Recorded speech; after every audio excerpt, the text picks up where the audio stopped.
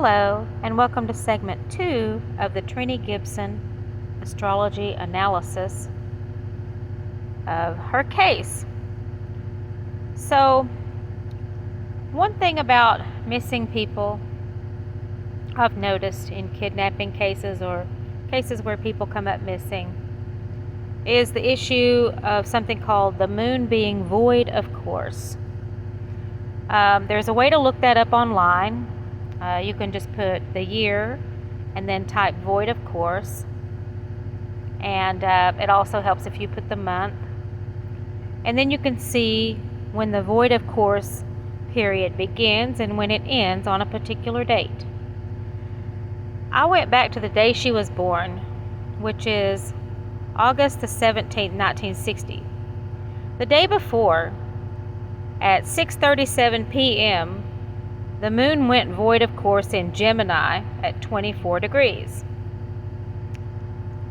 Okay, so that means on the day she was born, it was still void of course, but I don't know if it was void of course by the time she was born, because the void of course period ends at 6:43 a.m. So for her to be born with the moon void of course, she would have had to be born between midnight on August 17th and 6:43 a.m. when it moves signs into Cancer. That's when the void of course or VOC period ends. So I don't know, like I said, because I don't know her birth time, if the moon was void of course or not when she was born. I'm just saying it was for a while on the day she was born. On the day she disappeared, however, we have quite a story with the moon being void of course. On October the 8th, 1976, at 0:55, which is 12:55 a.m., the void of course period began at 15 degrees Aries. That's on October the 8th. And it stayed void of course until the next day on October the 9th at 7:12 a.m. when it went into Taurus at 0 degrees. So she went missing while the moon was void of course. And I have noticed this, like I said, in a lot of cases where a person is kidnapped or missing for some reason. What's interesting about this is in the 4th house, which I mentioned earlier, is about the end of a matter, the end of life, the womb and the tomb, the beginning and the end. At about 3 p.m. that day, when everybody said, well, that's the last time we saw her, it was about 3 p.m., the moon was at 22 degrees Aries, and it was void of course. It correlates to the sun sign, or the date of April the 12th. So I don't know if April the 12th is significant in this case. Maybe the perpetrator was born on April the 12th, or very close to it, because the last time she was seen is also approximate. Most people are saying around 3 p.m. So the moon was void of course on the day she was born, but I don't know if it was during the time she was born, because I don't know her birth time. The moon was void of course for a pretty good long while. Okay, starting on October the 8th at not quite 1 in the morning, staying void of course until the next morning at 7:12 a.m. And the moon in the horary chart, or the last seen chart, was at 22 degrees Aries, which correlates to April the 12th. Now I'm going to do some more correlations as far as what a particular degree and sign would equal a particular date as far as sun signs go. Her Chiron was at 0 degrees Pisces, which is a critical degree. It correlates to February the 20th. I don't know if that's a significant date or not. I'm just throwing that out there. Saturn is at 12 degrees Capricorn, and it correlates to January the 4th. Jupiter is at 23 degrees Sagittarius, and it correlates to December 15th. Neptune is at 6 degrees Scorpio, and it correlates to October the 30th. The North Node, which is actually not a luminary or planet, but a mathematical point and a node of the moon, is at 15 degrees Virgo, which correlates to September the 8th, which means the South Node, which is right across the street from the North Node, is at 15 degrees Pisces and correlates to March the 6th. Venus is at 10 degrees Virgo in her chart and correlates to September the 3rd. Pluto, which has two symbols, this PL, and also this symbol with a circle, and then a U, and then a plus sign. Pluto is at 5 degrees Virgo and correlates to August 29th. Mercury is at 11 degrees Leo and correlates to August the 4th. Uranus is at 21 degrees Leo and correlates to August 14th. The Sun, which is what makes her a Leo, is at 24 degrees Leo and correlates to August 17th, of course. That is her birth date. And Mars correlates to Mars is at 10 degrees Gemini and correlates to June the 1st. The Moon, I'm unsure if it's in Gemini or Cancer because I don't know what time she's born, and the Moon moves rather quickly. It can cover two signs in a 24-hour period. So I can't really say what her moon sign is. So these dates, I'm not sure if they mean anything or not. Okay? If they do, the ones that I would be most concerned about would be the one in Scorpio, because Scorpio deals with death. Also, Sagittarius deals with weapons. And so I'm just throwing those numbers out there for consideration. Now I want to show you why birth time matters. Okay? Because when looking at a person that's missing, their case, we usually look at the 12th house, the 8th house, and the 4th house. The 12th house is about sorrows, troubles, secrets, losses. The 8th house is about death, taxes. The underlying or the natural ruler is Scorpio, which is ruled by Mars and Pluto.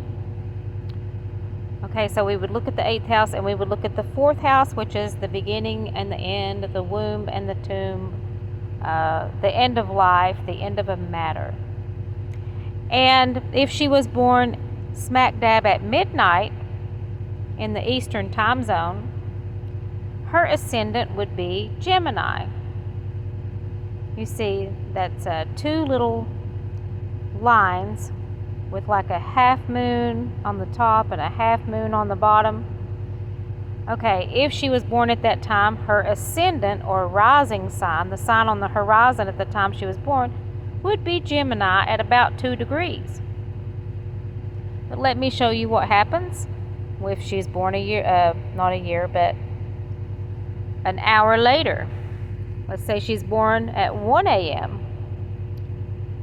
The ascendant is still in Gemini, but you can see it has moved. It's not over here in 2 degrees anymore. It's dropped down to about 16 degrees. And the 4th house, it doesn't look the same. Now it's almost all encompassed by Virgo. But in the other case, the cusp started in Leo and went into Virgo. But an hour later, almost all of Virgo is encompassed inside the 4th house. So that's why times are important, because that also changes the cusp of the 8th house. The cusp of the 8th house was in Sagittarius an hour ago. Now the 8th house cusp is in Capricorn. You see? So now we'll look at 2 a.m. See how different the chart looks? Now the ascendant is in Cancer. This line right here is the ascendant, okay? It's not in Gemini anymore. It's in Cancer. So then we look at the 4th house, and the cusp starts in Virgo and goes to Libra. And so as time progresses throughout the day, the rising signs move and change. The moon sign even moves and changes. Let me show you what happens much later in the day. Okay, this is 3 a.m. The moon is at 29 degrees Gemini, moving into Cancer. See, this is Gemini. This is Cancer. See, it's at 29 degrees, which is an anaretic degree or a critical degree. Okay, at 4 a.m., it's still hanging on. It's in Gemini. It's in the 12th house, though, now, not in the 11th house. The 12th house, it changes meaning in the 12th house because the 12th house, again, losses, sorrows, troubles, secrets. And there's the moon, which represents women. It can represent preschool-age children. If I'm not mistaken, her mother wanted to go on this field trip with her, but she couldn't because her baby brother was at home, and the mother needed to be with him that day, which is why she didn't go with Trenny that day. Okay, I'm going to go over another hour, and the moon is almost in Cancer by, what is that? That's 6 a.m. Okay. Another hour later, the moon has finally moved into Cancer at 0 degrees at, what is this, 6 a.m.? Sorry, my phone just won't stop. Let me blow this up. Oh, okay. Maybe that was 8 a.m. because at 9 a.m. it has finally reached 1 degree Cancer. It's no longer in Gemini. Remember, it was like right over in here when we started, around midnight. And of course, that changes the 4th house. 1, 2, 3, 4. That puts the 4th house cusp in Capricorn. Okay? So, like I said, as the ascendant moves, it moves all the other signs. Okay? It tells a different story in astrology. So that's why I really need a birth time when I'm working on these cases. Now, let's look at a chart that, in my mind, would make the most sense as far as what time she was born. I'm looking for it. I believe it's going to put Virgo in the 4th house. Let me see here. Maybe it was earlier. Let me see. Sorry. Okay. Maybe it was much earlier in the day. I think it was. Okay. For me, this chart makes the most sense as far as what her birth time probably was, which is about 1 a.m. in the morning. I could be way off base. But Virgo, as I said before, rules horticulture. Okay?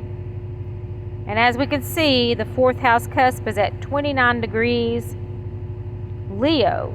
So if she was born at like 1:15, it would be in Virgo here, or really close to it.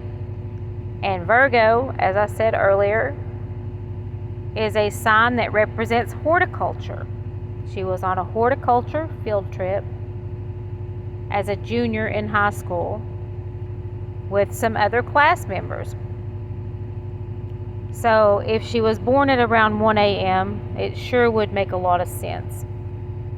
Because Pluto, which is the co-ruler of Scorpio, rules death. Venus rules plants, flowering plants mostly. And then the North Node again rules destiny and fate.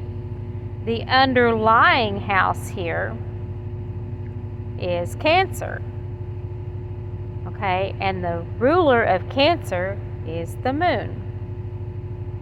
Okay, which would have put her moon in the late degrees of Gemini if she was born around 1 a.m. Okay, the 12th house would start in Taurus. Sorrows, troubles, secrets, and losses. Taurus is an earth sign. Okay, she was doing what I would call an earth sign activity by attending a horticulture class. Taurus also rules the ground, dirt, mud, that sort of thing. You think of a field where things can grow. And the 12th house there starts in Taurus. This cusp right here is the 12th house cusp. And this is all the 12th house. It ends in Gemini. And then over here in the 8th house, we have Saturn, which is restrictions, that sort of thing. And we have it in the sign of Capricorn, which is the sign that it rules. And again, the 8th house is the house of death. So to me, if I found out she was born around 1 a.m., 1:15, 1:30, I wouldn't be the least bit surprised. I would be like, hey, that's kind of what my theory was anyway. And so I hope that answers some of your questions as far as why birth time matters and how that changes a chart's story. And I'm going to put some links below for those of you who might be interested in astrology, learning astrology, especially this area. Christian Astrology by William Lilly. I won't lie to you, it's a difficult read because it's in Old English, so you kind of have to rewire your brain to read it. There's Astrology for Dummies. I suggest everybody starts there. There's another book called The Only Astrology Book You'll Ever Need. I'll put a link. And then there's a book by Kirsty McIntosh. And what's notable about her is you can Google her and you can find cases that she has actually solved using astrology and something called mapping. She has a YouTube channel. I'm going to put a link to her below. But the name of her book is called Criminal Astrology, Understanding the Crime Chart. And it's available on Amazon probably for about $15 with shipping. It's a very good book if you're interested in forensic astrology. And be sure to check out her channel because she's awesome. There's an article online about how she found some missing people using astrology and mapping. And she has solved a murder case using astrology. I have also done that, and I'll put a link below explaining how I went about that process. And so just check below for links, okay? And keep an eye out for segment 3 of this series. I'm gonna also put a link to segment 1 here so that you can watch segment 1, because segment 2, which is this segment, won't make much sense without it. I'm sorry. Oh, I'm talking kind of strange because I'm really tired. But anyway, that concludes the second segment of the Trenny Gibson astrological analysis. I thank you for watching. Have a great day.